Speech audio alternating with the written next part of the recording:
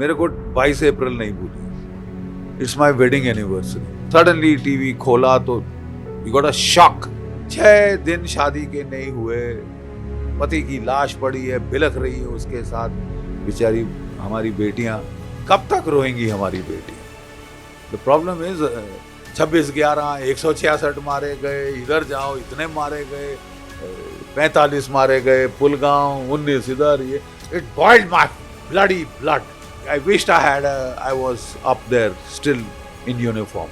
मेरे को ज्यादा आदत नहीं थी ऊपर से इजाजत लेने की। पाकिस्तान एक नाम से बड़ा खौफ खाता है, अजीत डोभाल। तो अभी लगातार स्ट्रेटजी बन रही है पीएम के साथ। आपको लग रहा है कि बहुत बड़ा जवाब बहुत जल्दी दिया जाने वाला है? इट विल बी जैसे बोलते हैं ना, बिजली कड़केगी।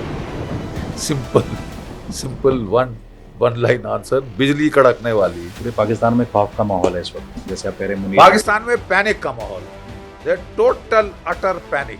तो आपको क्या लगता है पाकिस्तान इस मुल्क को बैक सिर्फ चीन की है या और भी कुछ मुल्क? चीन की है, बेसिकली चीन की है। पाक जो मुनीर हैं एक के बाद एक ऐसी भड़काऊ बयान दे रहे हैं, कोई मैसेज देना चाहते हैं मेजर जनरल जीडी बख्शी को? जो भी पाकिस्तान का जनरल चीफ बनता है वो कुर्सी को चिपक जाता है मैग्नेट जो। ठीक है साहब, छोड़ना नहीं चाहता।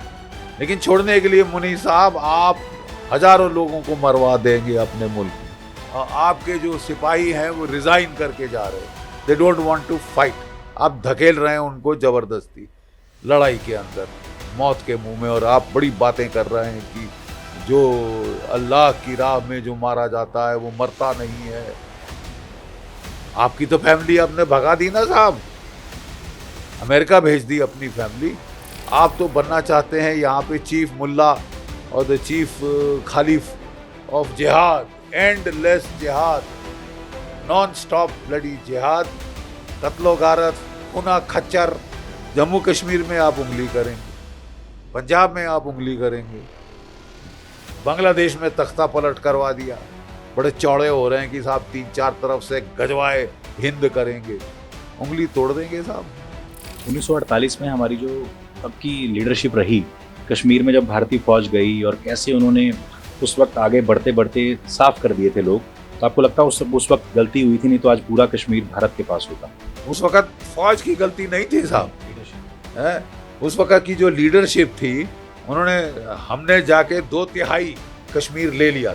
यहाँ से नेहरू जी ने घोड़े पे चढ़ के बोला नहीं, भारत शांति प्रिय देश है, हम ऐसा नहीं कुछ करेंगे, हम यूएन में जाएंगे, इतनी अच्छी वकालत करेंगे कि दुनिया बोलेगी वाह, और कश्मीर सारा हमारा हो जाएगा। वकालत के नाम पे ठेंगा साला, वकालत के नाम पे तब से लेके ये प्रॉब्लम पाल दी है हमारे लिए। पाक फौज की बात हो रही है तो परवेज मुशर्रफ की भी बात करते हैं। उन्होंने कहा था कि वो भारत पर परमाणु हमला करना चाहते थे, सिर्फ इस डर से नहीं किया कि भारत वापस करेगा तो हमारा क्या होगा, हम नक्शे से मिट जाएंगे। क्या लगता है आपको, दोबारा सोच सकता है पाकिस्तान ऐसा? फिर वो भी सोच ले जो परवेज मुशर्रफ ने कहा था, अब तेरा क्या होगा कालिया, मतलब अब तेरा क्या होगा कालिया। इस्तेमाल करके देखो ना साहब, तुम्हारे नक्शे से मिट जाओ। हमारी जो मौजूदा सरकार है वो कई मंत्री कहते हैं कि जी हम पीओके लेके रहेंगे, तो अभी कितना टाइम है इसमें? ले लीजिए, अभी मौका है जरूर, क्यों नहीं। पाकिस्तान के टुकड़े हो सकते हैं, आपको क्या लगता है कितने हो सकते हैं? 5। बलूचिस्तान, सिंधु देश, पश्तूनख्वा, वेस्ट पंजाब, सैरिकिया। ये इंटरनेशनल माइग्रेन हेडेक, ना चैन से जिएंगे ना किसी को जीने दो। एक बार इनका इलाज आर पार का हो जाना चाहिए। आप पर कोई भी बायोपिक फिल्म बने तो आपको क्या लगता है? आपने देखा होगा सिद्धार्थ मल्होत्रा ने बत्रा का किरदार निभाया बखूबी। आपको क्या लगता है अभी कितने मौजूदा? There are professionals in Bombay, let them do their job. Pahalgam हमले के बाद पूरा देश गुस्से में उबल रहा है। हर कोई यही सोच रहा है कि पाकिस्तान से बदला कब और कैसे लिया जाएगा। आज हमारे साथ मौजूद हैं मेजर जनरल जीडी बख्शी, जो अपनी बेबाक राय रखने के लिए जाने जाते हैं। स्वागत है आपका सर। Thank you. आपका पहला रिएक्शन क्या था जब आपने पहलगाम हमले के बारे में सुना कि कैसे हिंदू हो या मुसलमान पूछ कर जब मारा गया निहत्थे आम नागरिकों को? देखिए साहब, जैसे मैं बता रहा हूँ कि उस दिन मेरे को 22 अप्रैल नहीं भूले। It's my wedding anniversary, 47th wedding anniversary. हम बड़े खुश सुबह उठे और ये वो, और शाम को बच्चों के साथ, ग्रैंड चिल्ड्रन के साथ मनाने जाएंगे, और सडनली टीवी खोला तो you got a shock. You see, 6 दिन शादी के नहीं हुए, पति की लाश पड़ी है, बिलख रही है उसके साथ बेचारी हमारी बेटियां। कब तक रोएंगी हमारी बेटियां? द प्रॉब्लम इज 26/11 166 मारे गए, इधर जाओ इतने मारे गए, 45 मारे गए, पुलगांव 19 इधर, ये हमारी बेटियां कब तक रोएंगी? That is the one thing that struck me. I'm the father of a daughter. I have a granddaughter. क्या हमारी बेटियों के नसीब में यही है कि वो रो रो के बोलती रहें? और खासकर जब बेचारी एक लड़की, भैया मदद करो, कुछ करो, किसी को बुलाओ, it boiled my bloody blood, right?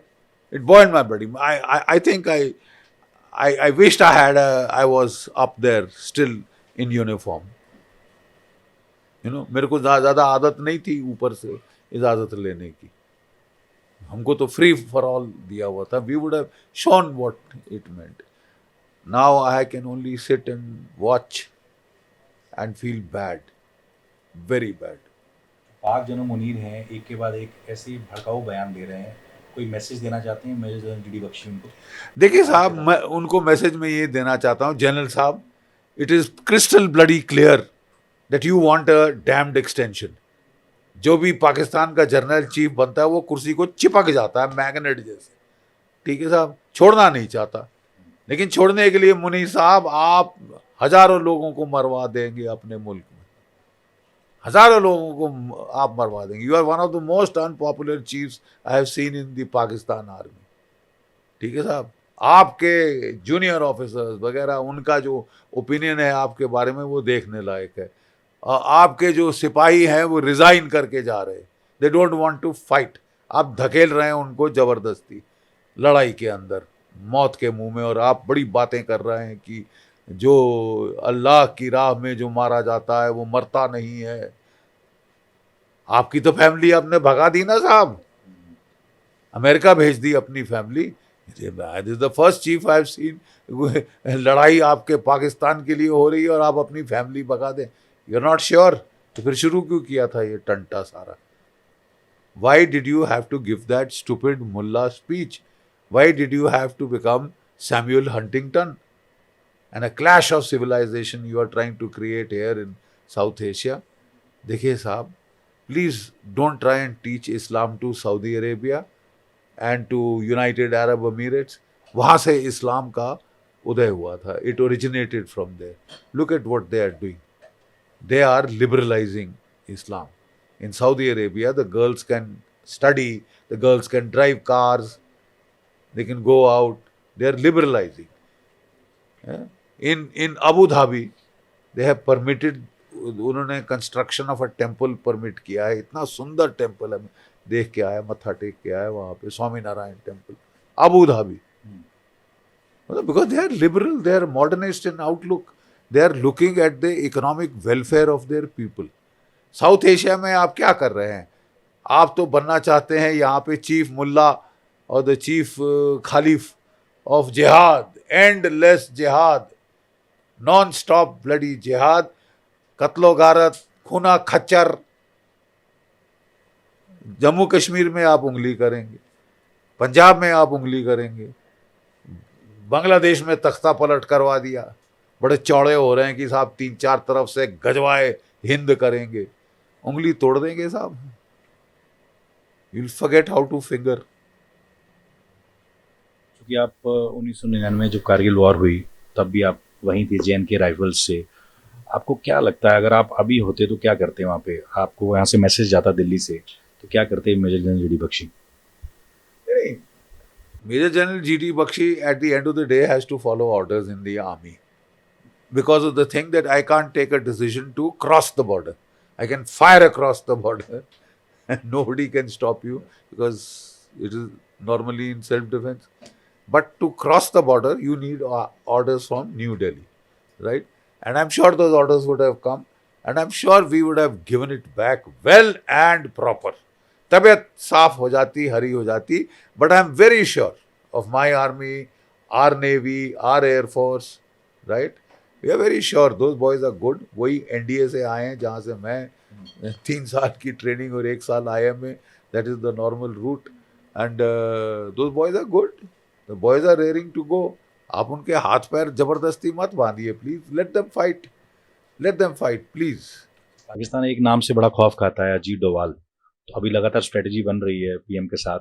आपको लग रहा है कि बहुत बड़ा जवाब बहुत जल्दी दिया जाने वाला है? इट विल बी जैसे बोलते हैं ना, बिजली कड़केगी.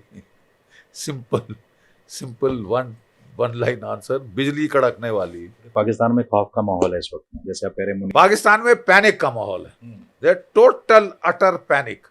मैं आपको बता रहा हूं ना कि जब ये मुल्ला मुनीर ये गए थे कजाकिस्तान, जब इनका स्टाफ बहुत स्मार्ट है, जब गर्मी बहुत होती है रावलपिंडी में और इस्लामाबाद में, तो वो चीफ के लिए कि कोई ठंडी आबो हवा में जाएं, मस्ती मार के आएँ टूर के नाम पे, तो कजाकिस्तान गए हुए थे साहब. अच्छा ठंडा, और दौड़े आए उल्टे पांव. वहाँ से जब पता चला कि साहब बम फट गया, आपने जो टूरिस्ट के अगेंस्ट टेरर अटैक कराया है वो तो साहब बहुत महंगा हो गया लगता है.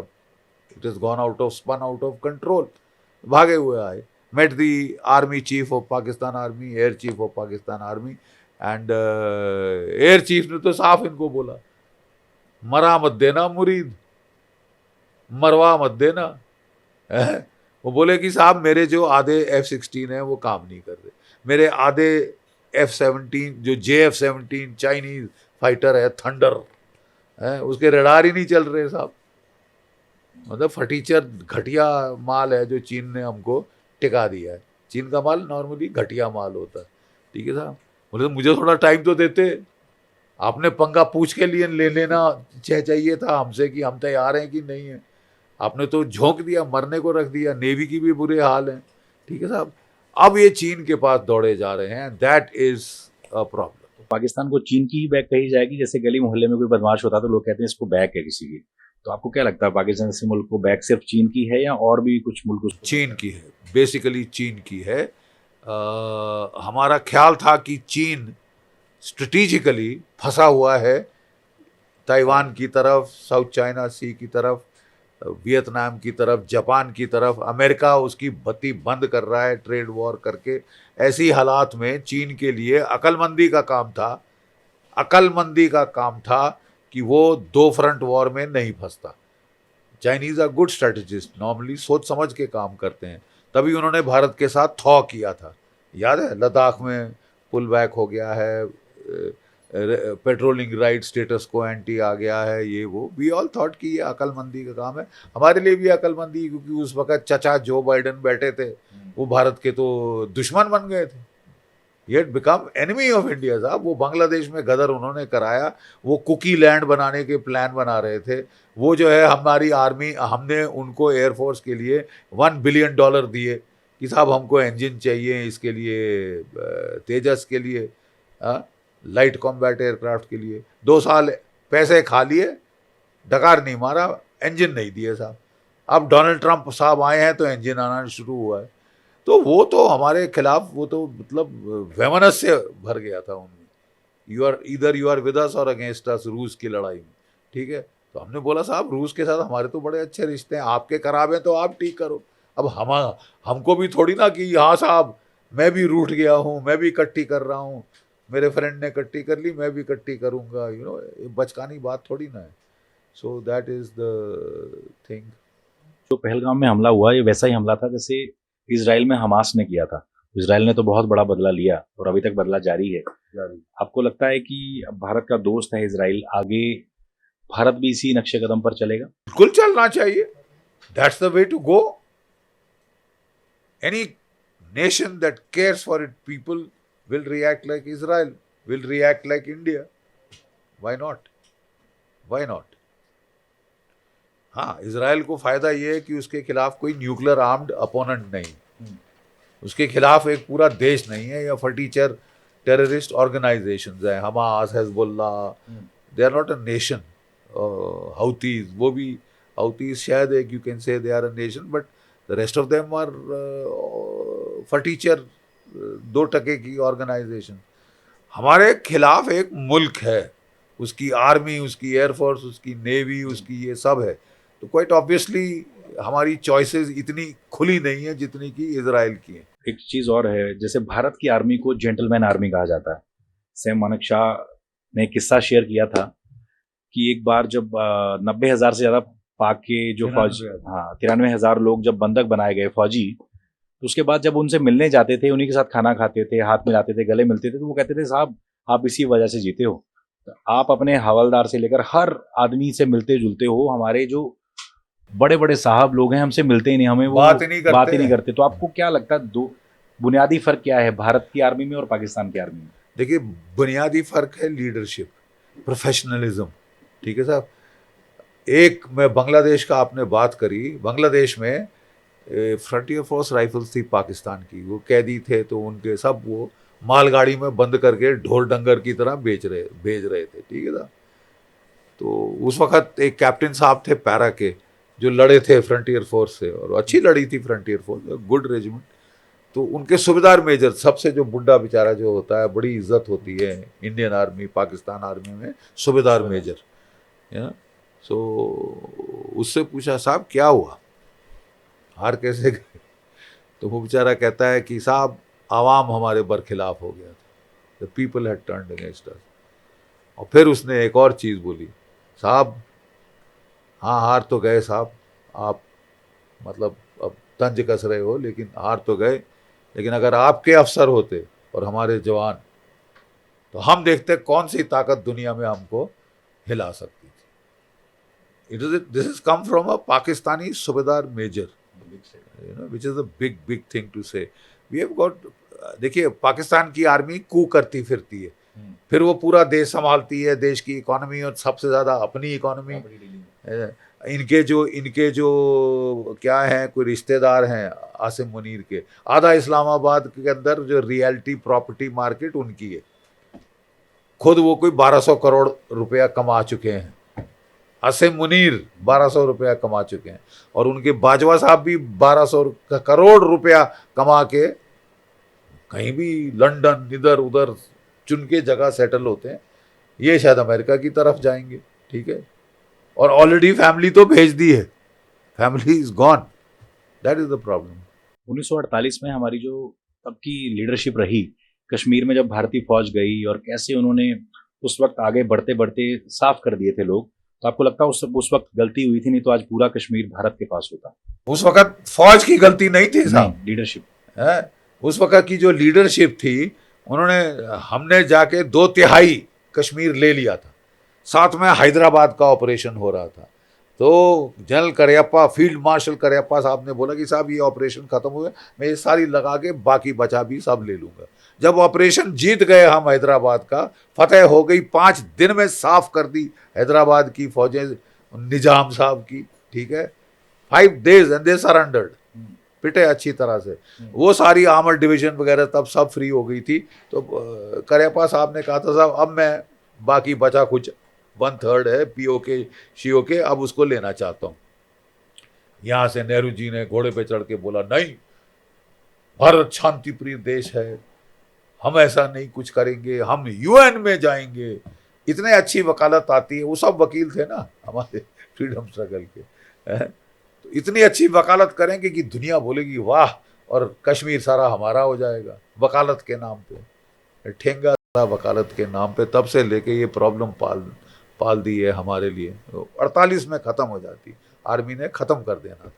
सर, आपकी नज़र में भारत की आर्मी की सबसे बड़ी ताकत और पाकिस्तानी आर्मी की सबसे बड़ी कमजोरी क्या है? Professionalism, not focusing on your career and your main job and trying to rule the country.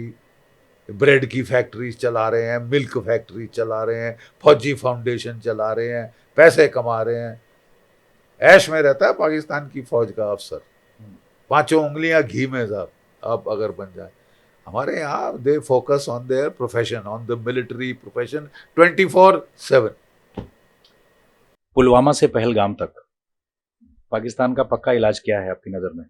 Pulwama से बढ़ाइए दर्जा, कई गुना दर्जा बढ़ाइए, inflict the degree of pain which will deter, deterrence by punishment, ये है जवाब।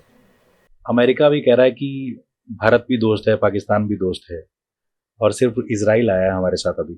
तो आपको क्या लगता है कि जिस तरीके से दुनिया में अभी माहौल चल रहा है, रूस हमारा साथ देता रहा है, आगे कौन कौन से ऐसे मुल्क होंगे जो भारत के साथ खड़े होंगे?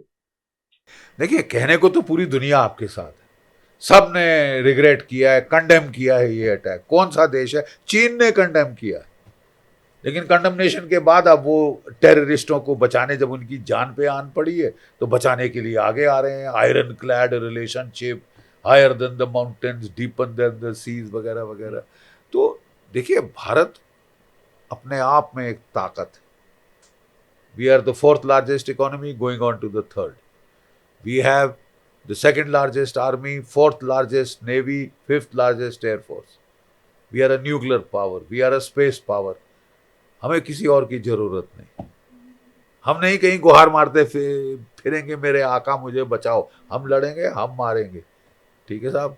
कोई आता है, वेल, मतलब कोई हथियार वगैरह देता है, हेल्प करता है, thank you very much. Like Israel, tried tested friend, Russia tried tested friend, France tried tested friend. ठीक है साहब। और जहाँ तक बाकी है, तो जैसे आप हमारे से डील करेंगे वैसे हम आपसे डील करेंगे। अगर आप हमको हाई फलूतिन फिलॉसफी देंगे जब हम लड़ रहे हैं, तो जब आप लड़ रहे होंगे हम भी फिलॉसफी बोलेंगे।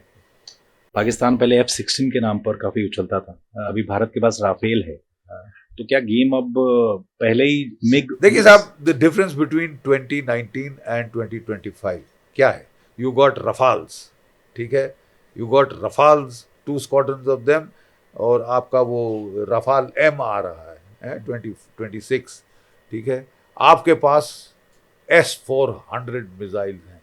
पाकिस्तान के एयरक्राफ्ट जब अपनी एयरफील्ड से उड़ेंगे, भारत से आप उनको उड़ा सकते हैं at 400 kilometres range. You understand? It is a tried tested missile in the Ukraine war. It is tried and tested, combat proven, lethal है ये। ठीक है। 2019 में हमारे पास एयर टू एयर मिसाइल नहीं था बियॉन्ड विजुअल रेंज। अब अस्त्रा BVR है साहब, अस्त्रा BVR है, मीटियोर है इसके ऊपर, रफाल के ऊपर। 100 किलोमीटर की दूरी से हम आपको उड़ा देंगे। आराम जो कि F-16 पे लगा है, उसकी रेंज 60 से 70 किलोमीटर है। 30 किलोमीटर इस तरह रह के तेरे को तो मिलिया मेट कर देंगे विदाउट इवन सीइंग यू। ठीक है। और पाकिस्तान को ये पता है, तभी तो हरियल की तरह नाच रहे हैं, तभी तो चीन के पास रोते जा रहे हैं, रोते हुए। ठीक है कि साहब मेरे आका J-10C दे दो, जेट फाइटर, जो कि F-16 की बराबरी का है। ये तुम्हारा दिया हुआ JF-17 बेकार है, इट इज शिट। ठीक है। देन आप उनसे मांग रहे हैं HQ-19 surface to air missile, जो कहा जाता है S-400 की बराबरी का है। अभी तक टेस्ट नहीं हुआ है लड़ाई में। ठीक है ना साहब, वो मांग रहे हैं। अब नया हथियार आएगा, तुम कितने देर में तुम सीखोगे, कितनी देर में चलाओगे, महारत हासिल करोगे। और अगर चीन चलाता है, देन चीन is entering the war against India, and that has consequences. इस बार पाकिस्तान को लग रहा है कि भारत नेवी के जरिए भी हमला कर सकता है, तो हमारी नेवी के आगे कहाँ टिकती है उनकी नेवी? हमारी navy is the most potent force. Normally हम लोग इतने लैंड सेंट्रिक हैं कि भूल ही जाते हैं कि इतनी तगड़ी नेवी है। 2 aircraft carrier, nuclear submarines, missile destroyers, missile frigates, और वो लोग सब इस तरफ अरब सी में घूम रहे हैं, कराची की ओर।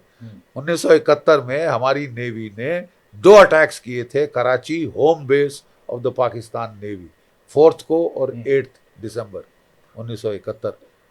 6 जहाज उनके हार्बर में डुबो दिए थे। कराची का ऑयल फार्म में आग लगा दी थी, वो साहब जलता रहा 1 हफ्ते। 1 week they couldn't see the sun, blackout कर दिया। और एक बार मारा, फिर घूम के दूसरी बार मारा। पलटवार 2 बार किया था, not 1 but 2 strikes on Karachi. So we can repeat that and do more, much more. कि पाक फौज की बात हो रही है तो परवेज मुशर्रफ की भी बात करते हैं। उन्होंने कहा था कि वो भारत पर परमाणु हमला करना चाहते थे, सिर्फ इस डर से नहीं किया कि भारत वापस करेगा तो हमारा क्या होगा, हम नक्शे से मिट जाएंगे। क्या लगता है आपको, दोबारा सोच सकता है पाकिस्तान ऐसा? फिर वो भी सोच ले जो परवेज मुशर्रफ ने कहा था, अब तेरा क्या होगा कालिया। मतलब अब तेरा क्या होगा कालिया, इस्तेमाल करके देखो ना साहब, तुम्हारे नक्शे से मिट जाओ। और आप जानते हैं, आप जानते हैं, ये गीदड़ भभकी देना आसान है। जो लोग ऐश महल में रहते हैं, जिनकी बीवियां ज्वेलरी से लदी हैं, जो मर्सिडीज कार में पाकिस्तान के जर्नैल घूमते हैं, वो एटमी हथियार नहीं चलवाते, क्योंकि जब उनको पता है कि वापस मेरे घर पे आएगा तो मेरा ये होली स्मोक में उड़ जाएगा, वो नहीं इस्तेमाल करेंगे। अब उनको अनड्यू मत मत दीजिए। अगर पुतिन ने इस्तेमाल नहीं किया, he is got the biggest nuclear arsenal. Rational actor है, स्टेट एक्टर है, state actors are rational, it is terrorist who are irrational. जो फटीचर गली से आया है, खाने को नहीं मिलता तो वो सुसाइड वेस्ट डाल लेता है। एक जर्नल जो कि ठाठ में रह रहा है, जो कि जिसको कि रिटायरमेंट से डर लग रहा है, रिटायर नहीं होना चाहता, वो मरना चाहेगा। और आप 71 की जंग में भी रहे, कारगिल जंग में भी रहे, आपकी कोई ऐसी याद? मैंने कोई जंग छोड़ी नहीं साहब अपनी सर्विस के बाद। शुरू की थी सर्विस 71 की जंग से, फिर लड़ा पंजाब में, फिर लड़ा कारगिल में, फिर लड़ा ये किश्तवाड़ के अंदर 3 साल, फिर लड़ा रजौरी पुंछ में 1.5 से 2 साल। ठीक है, मतलब मेरी सर्विस शुरू हुई और लड़ाई से और ख़त्म हुई लड़ाई।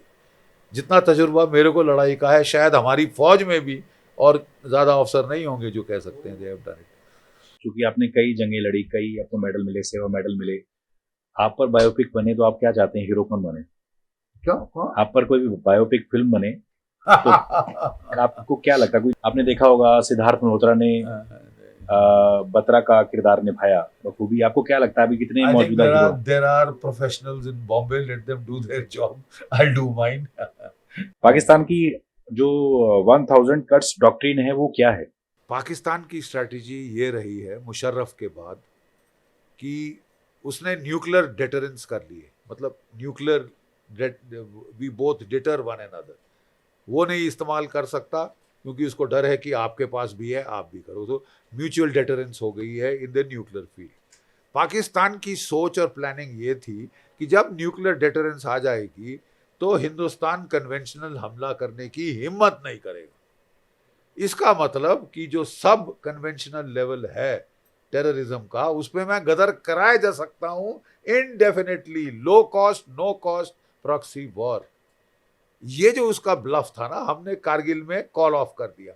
जनरल मलिक ने कहा there is space in South Asia between the two ends of a nuclear war and sub conventional war, there is space for a conventional war. वो सोचता था कुछ नहीं करेंगे, क्या करेंगे, फाइंडर्स कीपर्स, हमने हाइट पकड़ ली, श्रीनगर ले काट दी, सियाचिन अपने आप टपक जाएगा। ठीक है, इंडियन आर्मी ने ऐसा पर खच्चे उड़ा दिए इसके, स्ट्राइक कोर्स है हमारी, बोफोर गने सारी मिल करके हमने कारगिल में भेजी थी, धुएं उड़ा दिए थे साहब इनके। एयरफोर्स हमारी आ गई, इनने कभी सपने में नहीं सोचा था। नेवी हमारी डिप्लॉय हो गई थी। ठीक है, और we fought a conventional war for 3 months। कितने न्यूक्लियर बॉम्ब गिरते देखे आपने? 0। And that is what will happen now. कई जानकार लोग अभी ये कहते हैं कि अगर जंग हुई तो भारत को भी नुकसान होगा, पाकिस्तान का तो पहले ही चरमराया हुआ अर्थव्यवस्था। आपको लगता है कि ये चीज सोचकर भारत हमला ना करे? मतलब ऐसे लोगों को क्या कहना चाहेंगे जो कहते हैं कि देखिए जंग से बचना चाहिए? में नुकसान तो होता है, ठीक है, लेकिन जब आपके सिविलियन मारे जा रहे हैं तो एक कायर ही कहेगा साहब हम भी नहीं मरना चाहते। तुमको मरने को कौन कह रहा है? हमारी फौज ऐसा, वो लड़ेगी, they are train to fight, they are good at their job, let them do their job ना। वहां तुम मरे जा रहे हो, मुंबई में बैठे और कलकत्ता में बैठ के मरे जा रहे हो, हम मर जाएंगे। मरोगे तो तुम जरूर मरोगे एक दिन, कोई जो भी आया है जिंदा आया है उसको भी जाना है, टपकना है। ठीक है, अब तुम रो के टपकना चाहते हो या शेर बन के मरना चाहते हो, दैट्स योर ब्लडी चॉइस। ठीक है, और कोई इतना भारी नुकसान नहीं होगा कि आपकी धोती गीली होनी शुरू हो जाए बेंगलुरु में बैठे या कहीं बैठे। पीओके में काफी चेंजेस ला चुका है पाकिस्तान, चाइना को भी घुसा चुका है, डेमोग्राफिक चेंजेस करने की कोशिश में लगा हुआ। आपको क्या लगता है, हमारी जो मौजूदा सरकार है वो कई मंत्री कहते हैं कि जी हम पीओके लेके रहेंगे, तो अभी कितना टाइम है इसमें? नहीं, ले लीजिए, अभी मौका है। मौका है जरूर, क्यों नहीं, बहुत कुछ कर सकते हैं। और भी कई सारी जगह हैं जो हमारी फौज की आंखें टिकी पड़ी, व्हाई नॉट। जो कहा जाता है give me one good reason why not. और जो कहा जाता है पाकिस्तान के टुकड़े हो सकते हैं, आपको क्या लगता है कितने हो सकते हैं? 5 क्यों?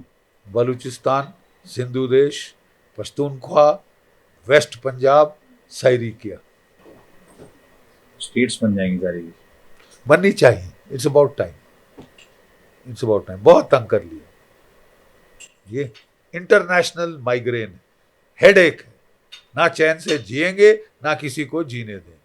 एक बार इनका इलाज आर पार का हो जाना चाहिए। आम लोग और सवाल जानना चाहते हैं कि अभी हम देखते हैं भारत में कई खबरें आती हैं कि पाकिस्तान में बैठे बैठे भारत के दुश्मन का अंत हो गया, किसी हमलावर ने उसको मार दिया, कोई आतंकवादी था, किसी ऑपरेशन में शामिल था, लेकिन पाकिस्तान के अंदर मारा गया।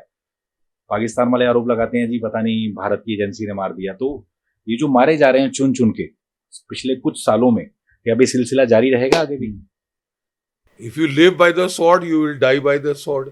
मुझे नहीं पता कौन मार रहा है, इनकी आपस में इतनी दुश्मनियां हैं साहब, गैंग्स हैं ये तो, तकरीबन गैंग वॉर चल रही, तो हम क्या करें, ठीक है।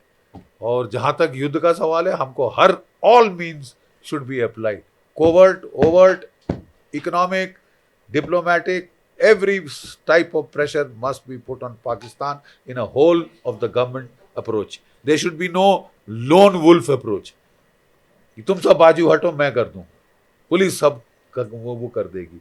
All agencies of the government work in unison and they adopt a whole of the government approach and put integrated pressure.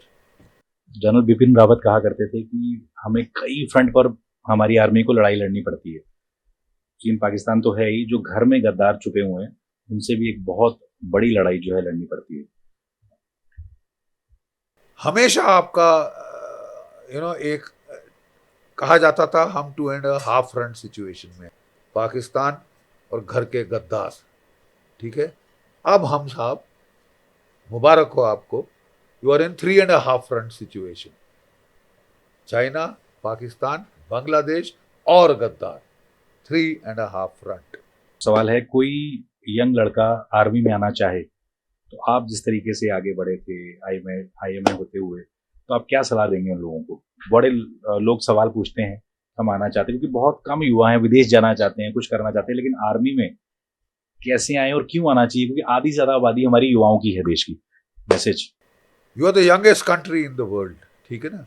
मैं रिटायरमेंट के बाद मैं जाके कॉलेजेस और स्कूल्स में लेक्चर देता हूँ कि सशस्त्र सेनाओं में आओ, और खासकर हमारे हरियाणा के बच्चे थे फिजिकली फिट। पंजाब में सबसे ज़्यादा फिट बच्चे होते थे, वहाँ वो नशे का प्रॉब्लम साला हमारा आ गया, हमारा यूथ रूइन कर दिया। गांव के बाहर भी वहाँ पे इंजेक्शन तालाब में भरे हुए हैं, ठीक है, वो बेचारे टेस्ट नहीं पास हो सकते। नहीं तो ये पंजाब हरियाणा, यहाँ से थी फौज भारत की बेसिकली, पंजाब हरियाणा राजस्थान उत्तर प्रदेश, ये वाली बेल्ट, ये फौज की बेल्ट है, ठीक है। तो मैं कहता हूँ कि लड़कों को कि इससे अच्छी लाइफ, इज्जत की जिंदगी फौज से ज़्यादा कोई दूसरी नहीं। There is no career like the armed forces. The camaraderie, the bonds that you will experience, they are lifelong bonds, and you serve the country with honor, duty, honor, country. हमारे साथ आज मेजर जनरल GD बख्शी जुड़े। उन्होंने बताया कि कैसे पाकिस्तान को की अकल को ठिकाने पर लाया जा सकता है, और जो युवा फौज में आना चाहते हैं वो क्यों फौज में आए और कैसे राष्ट्रहित को वो आगे रख सकते हैं। बहुत बहुत शुक्रिया।